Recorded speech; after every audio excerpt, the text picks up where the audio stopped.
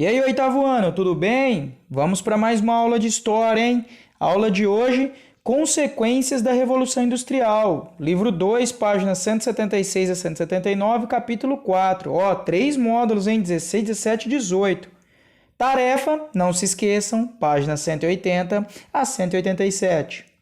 Tá? Então, além dos centros urbanos, a revolução também alterou a vida das pessoas do campo, tá? Por quê? Consequentemente, se a cidade desenvolve, se tem um desenvolvimento de tecnologia, essa tecnologia também vai chegar no campo, né? Com máquinas, implementos e insumos agrícolas, ok? As regiões industriais vão ser os centros urbanos, mas as pessoas que vão trabalhar nas fábricas muitas vezes não conseguem. Isso até os dias de hoje.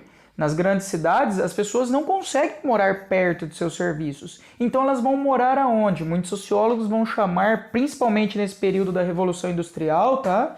De cinturão de pobreza, que é o lugar, ou seja, a periferia, onde essas pessoas moram. Nossa, professor, mas é porque a periferia é pobre? Não, porque normalmente são os trabalhadores das fábricas. Lembrando, a gente está no período da Revolução Industrial, que ganhavam uma miséria e trabalhavam de 14 a 16 horas por dia, tá? Então, essas moradias eram simplesmente para dormir, porque você não tinha mais tempo e não tinha dinheiro para fazer outras coisas, tá? Nesse período vai ter início, vamos dizer, as classes que vão estar antagônicas. Vão ser os burgueses, que são os donos dos meios de produção, os capitalistas são os donos das fábricas, né? E os proletários que vão ser os trabalhadores urbanos, os trabalhadores das fábricas, tá? Vai ocorrer, assim, o medo do desemprego é muito grande, principalmente entre os homens. Por quê? Mulheres e crianças, como não existia uma legislação, o trabalho deles era mais barato. Então, para um capitalista, para um dono de uma fábrica, é muito melhor ele contratar uma mulher ou uma criança. Por quê? Muito mais barato. Então, se tem muitas mulheres e crianças trabalhando, o desemprego dos homens é maior. E as crianças, elas trabalham, professor, mas por que as crianças vão trabalhar? Simplesmente não se tinha a ideia de uma infância como se tem hoje. As crianças começavam a trabalhar desde cedo. Muitas vezes porque eram órfãs, lembrando que a expectativa de vida não era tão grande, muitas doenças, qualidade de vida péssima, muitas pessoas morriam cedo. Então muitas crianças eram órfãs. Mesmo as que não eram, tinham que trabalhar para ajudar no sustento da família, né? E lembrando, não havia direitos, as crianças trabalhavam a mesma coisa, 14, 16 horas por dia, sem folga, sem direito e ganhando menos do que os adultos, tá? Com isso, a mortalidade infantil era altíssima, tá? Principalmente por acidentes dentro de fábricas ou pela exploração e qualidade de vida baixa, doenças físicas e saúde mental lastimável, ou seja, as crianças tinham muitos problemas, tanto de saúde quanto problemas, às vezes, decorrentes dessa exploração, desse excesso de trabalho. O meio ambiente vai ser muito afetado também com a Revolução Industrial.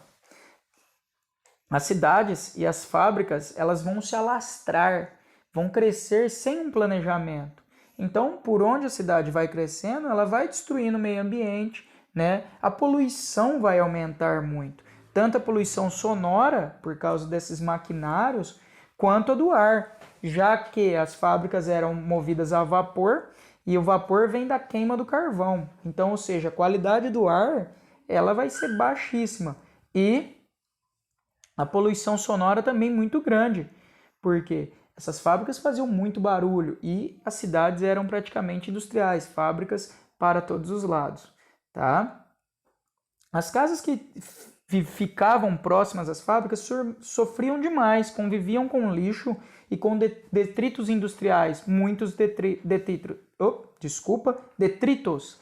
E sem contar que como essas pessoas que moravam próximas às fábricas eram pobres também, muitas vezes moravam em pequenas casas, em pequenos cômodos, muitas pessoas, tá? Famílias numerosas, grande quantidade de pessoas, o que vai proliferar as doenças facilmente. o que aumenta a capacidade das doenças de se alastrarem entre as pessoas, tá? Tempo da natureza versus o tempo das fábricas. Ou seja, a natureza, antes da industrialização, o ser humano ele vivia o tempo da natureza, né? Tanto no horário do dia, quanto no tempo, nas estações. Por exemplo, o ser humano, ele acordava, o homem, ele acordava com o amanhecer, ele parava de trabalhar no entardecer.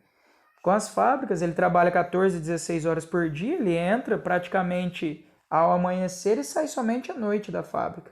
Então essa rotina muda muito.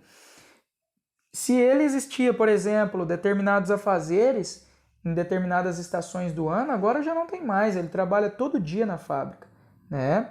Então, a fábrica vai mudar a rotina das pessoas totalmente, até mesmo nos dias de hoje, a gente vive o relógio, né? Vivemos em função do relógio. Esse tempo das fábricas, ele ainda, vamos dizer que até certo ponto ele controla a vida das pessoas, né? O tempo, a relação do tempo com o trabalho é muito grande até hoje, né? Então, o tempo da fábrica, além de controlar a produtividade, ele vai controlar a vida das pessoas, já que você tinha hora para entrar, hora para sair, né, do trabalho, e você vivia em função desse tempo, tá ok? Então, a aula de hoje fica por aí. Lembrando, não esqueçam da leitura do conteúdo, tá?